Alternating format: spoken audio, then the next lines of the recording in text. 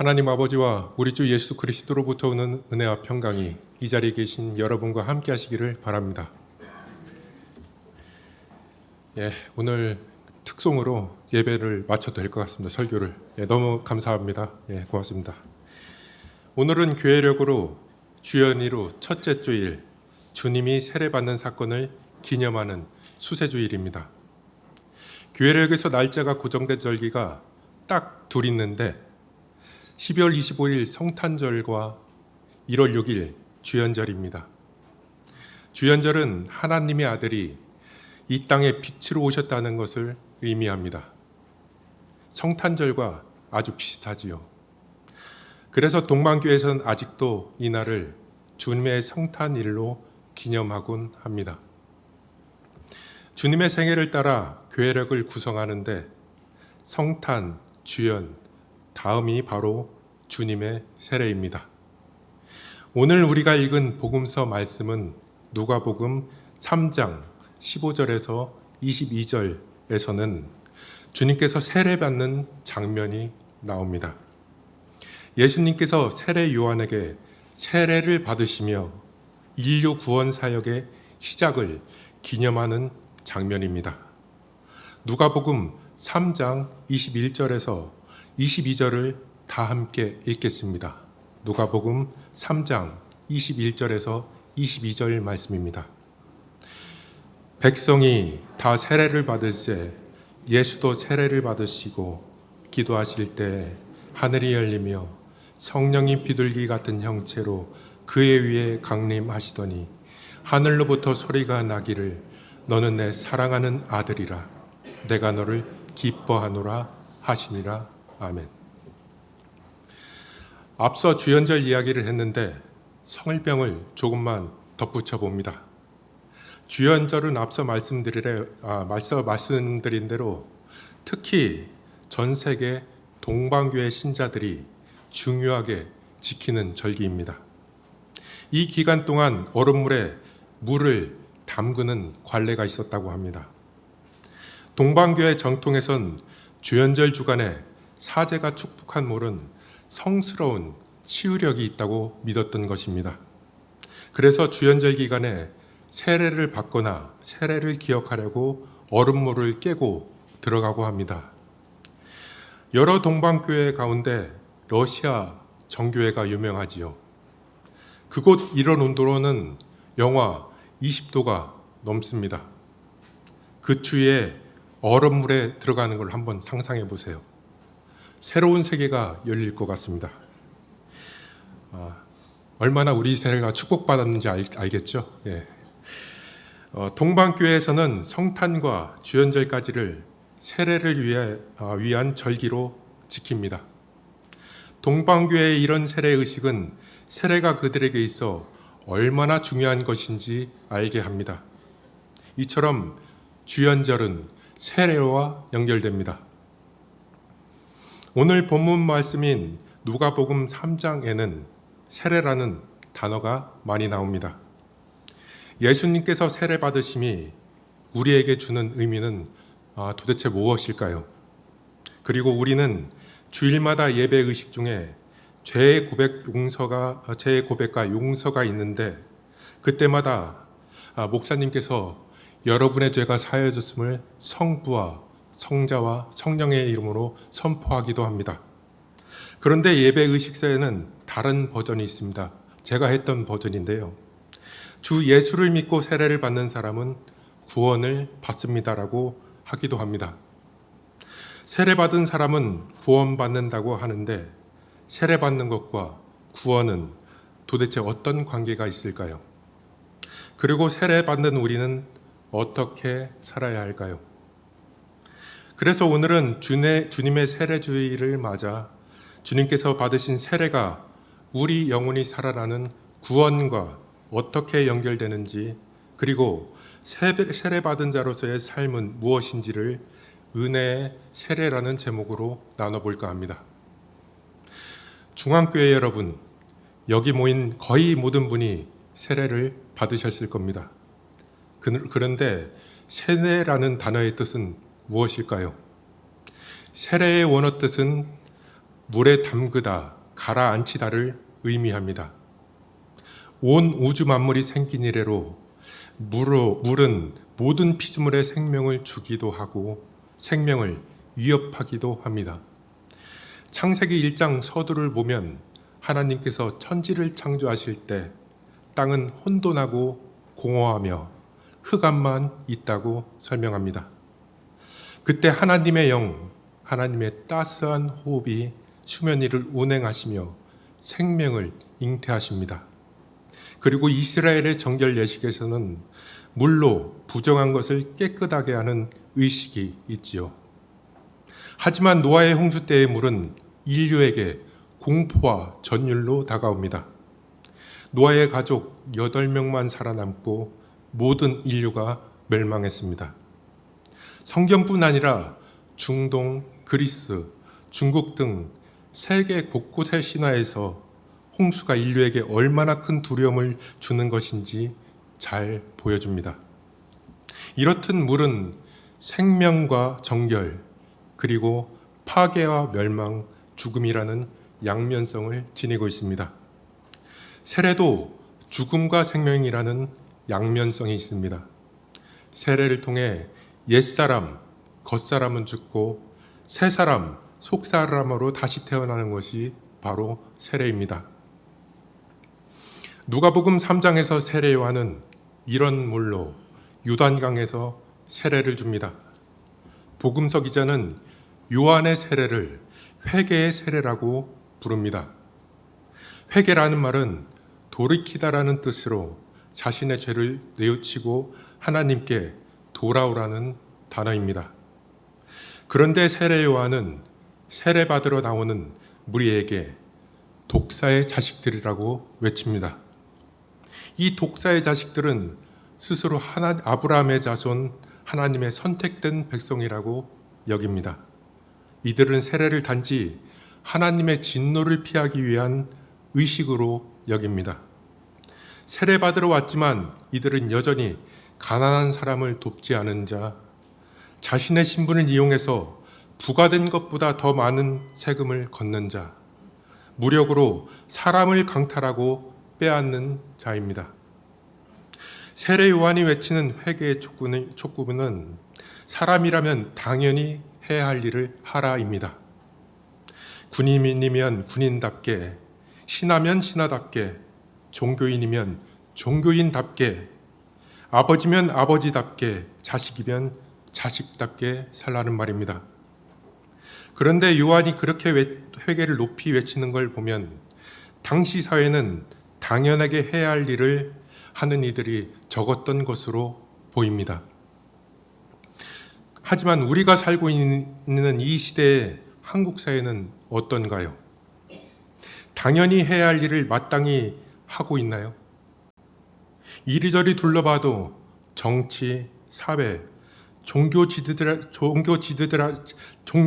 지도자들에게서 마땅히 해야 할 책임, 정직, 애민, 성실 같은 정신을 찾아보기 쉽지 않습니다.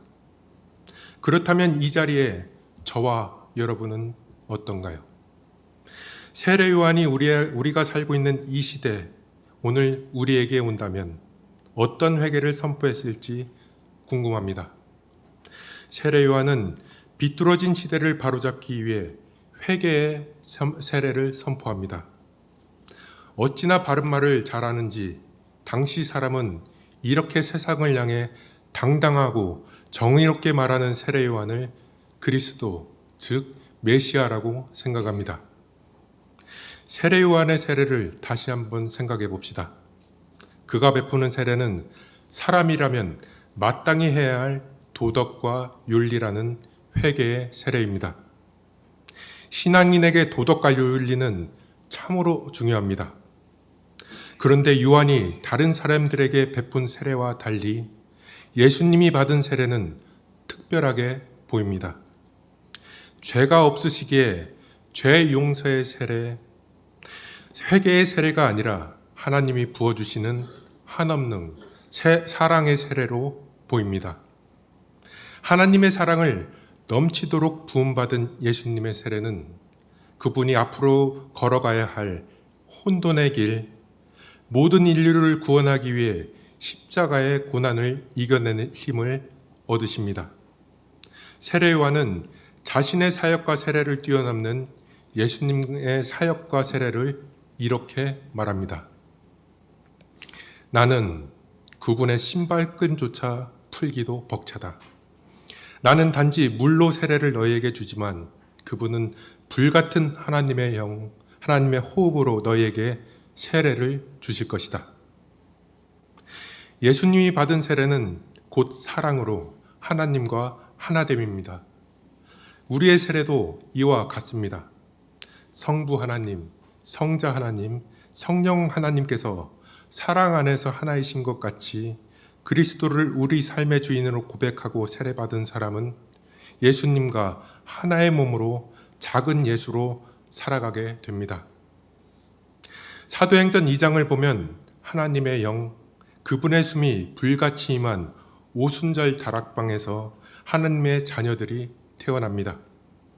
주님의 자녀들은 서로 다른 언어, 다른 생각을 가졌지만 성령 안에서 서로 하나 되어 소통합니다. 서로 교제하고 떡을 떼며 기도하기에 힘쓰며 자신이 가진 재물을 필요한 사람들에게 베풀며 하나님을 찬양하며 삽니다. 삶 속에서 하나님의 자녀로서 그리스도의 향기가 나는 삶을 사는 겁니다. 온 백성은 그들을 우러러 봅니다. 불과 성령의 세례를 받은 그들은 하나님의 자녀로 하나님 나라와 세상을 이어주는 구원의 사다리 역할을 합니다. 잠시 제가 세례를 받았던 기억을 떠올려 봅니다. 제가 세례를 받은 날은 1999년 11월 21일 주일입니다. 고등학교 2학년 때였죠. 시골에 있는 작은 교회에서 세례를 받았습니다.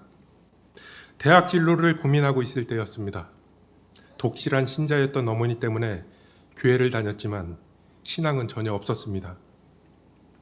오히려 종교를 부정적으로 생각했습니다. 신이란 존재는 인간이 만든 허상에 불과하고 힘들고 상처받은 사람, 무언가 의지하기를 좋아하는 사람을 속여 돈을 갈취하는 곳으로 봤죠.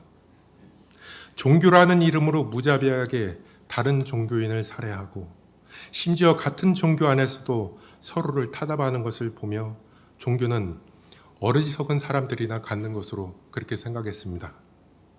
그리고 인생은 무에서 태어나 무로 돌아간다고 생각했습니다.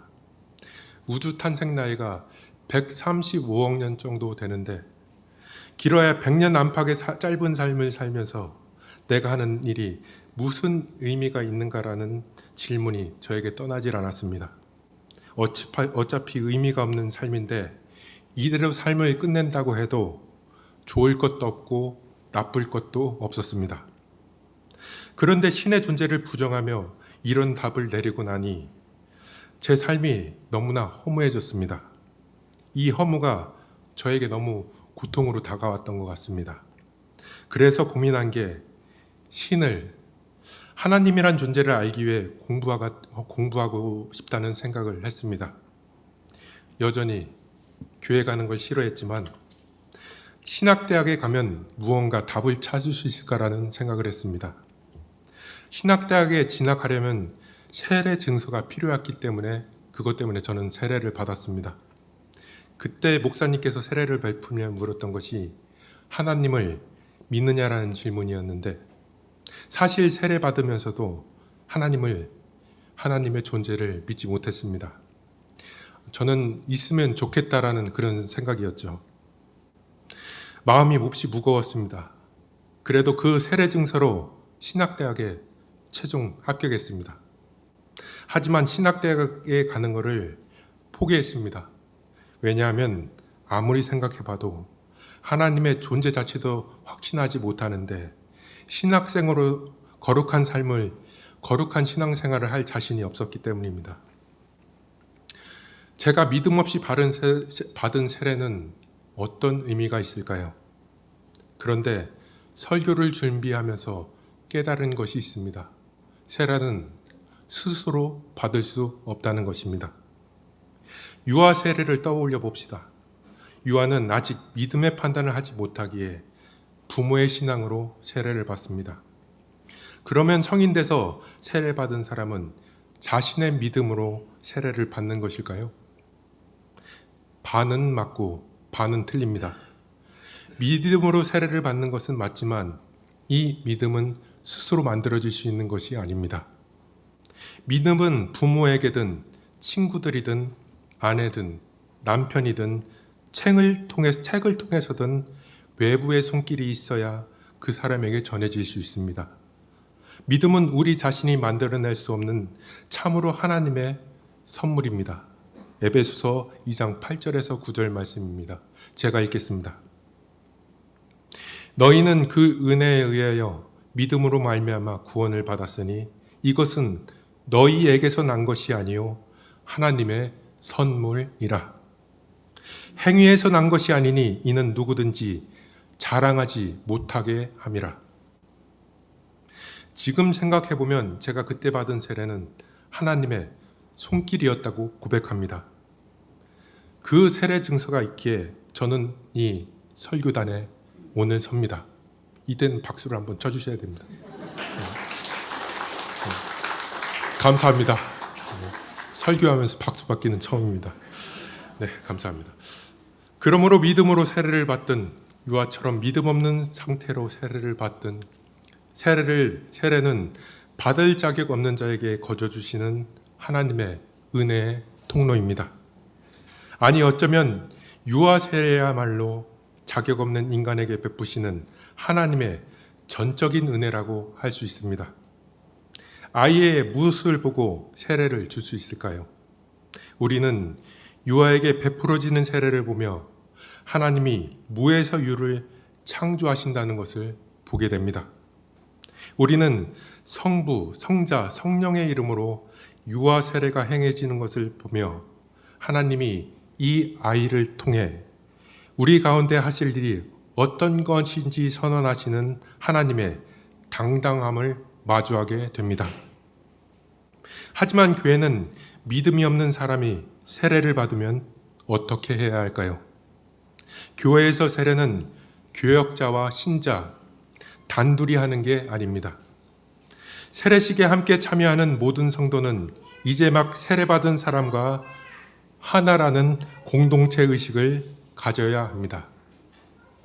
우리가 비록 세례받았다고 하지만 여전히 우리는 세상에서 살아가며 죄와 씨름하며 사는 존재입니다.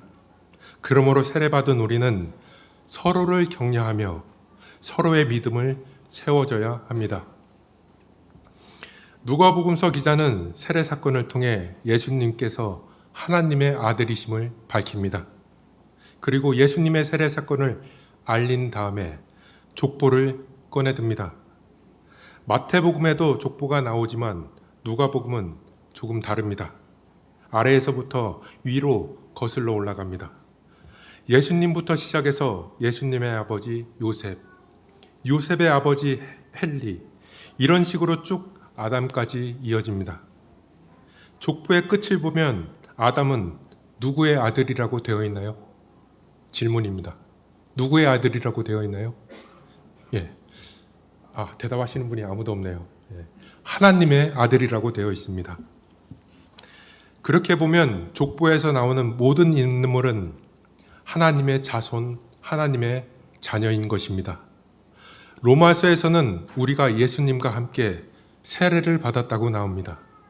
예수님과 하나 되어 함께 죽고 함께 부활한다고 선언합니다. 이처럼 예수님과 함께 세례받은 사람은 예수님과 같은 하나님의 아들, 하나님의 자녀로 작은 예수의 삶을 살게 됩니다. 로마서 말씀을 찾아서 같이 읽도록 하겠습니다. 오늘 봉독했던 로마서 6장입니다. 로마서 6장 3절에서 4절 말씀입니다. 찾으셨으면 다 함께 읽도록 하겠습니다.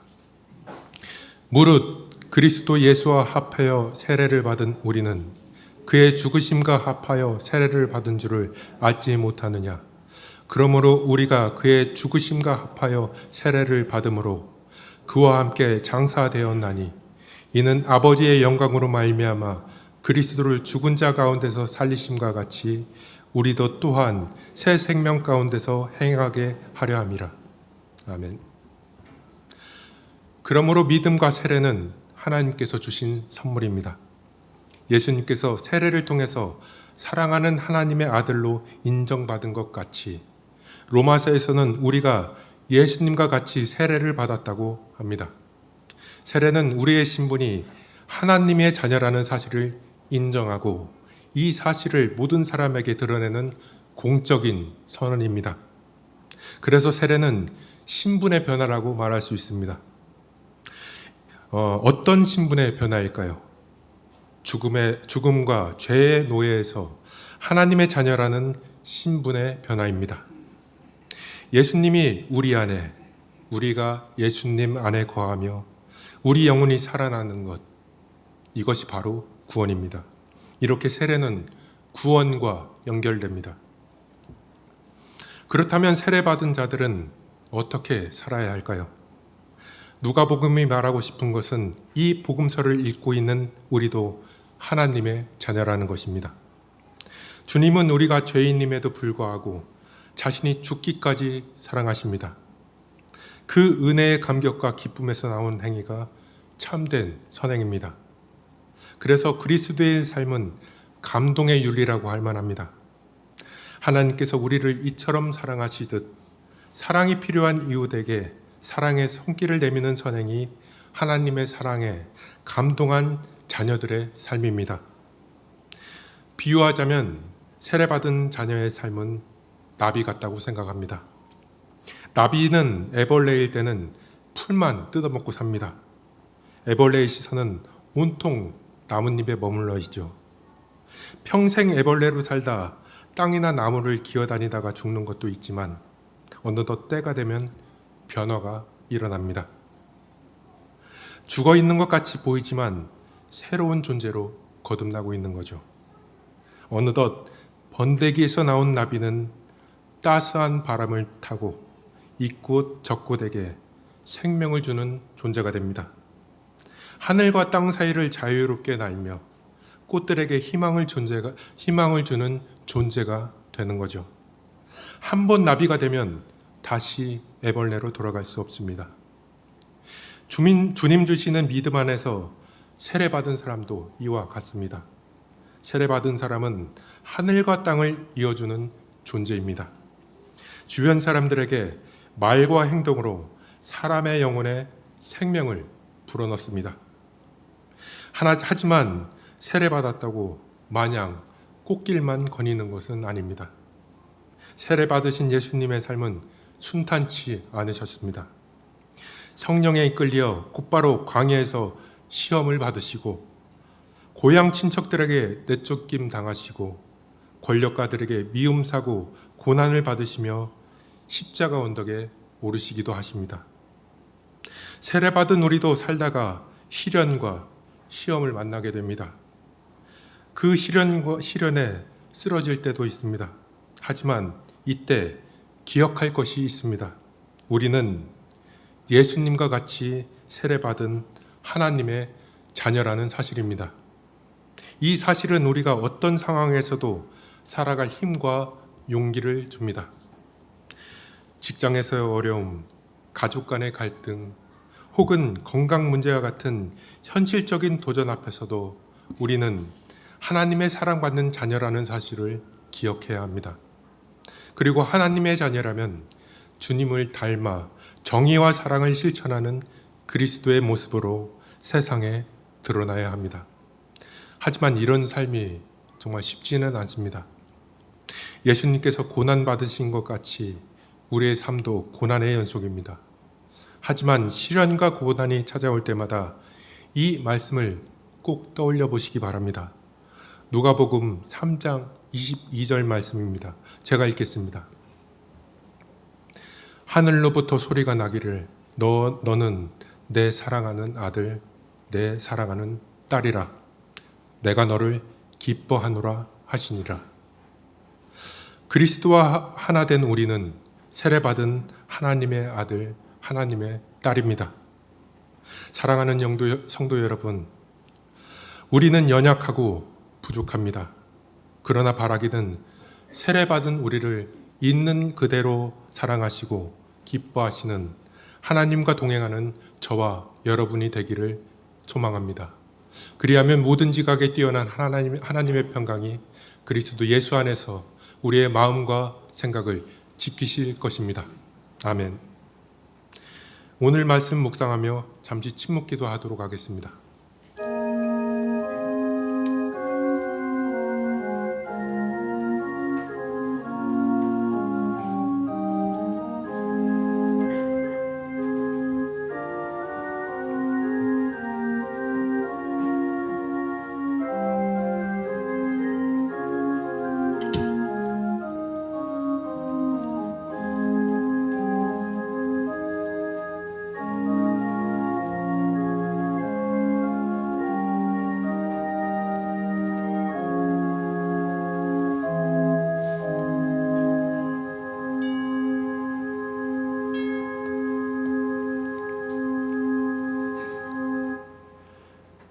우리의 삶에 고난과 시련이 찾아와 우리의 신앙이 흔들릴 때마다 우리가 주님과 함께 세례받은 하나님의 자녀라는 사실을 붙들게 하소서. 그리하여 당신의 자녀답게 살아갈 수 있도록 지혜와 용기, 사랑의 마음을 주옵소서. 예수 그리스도의 이름으로 기도드립니다. 아멘.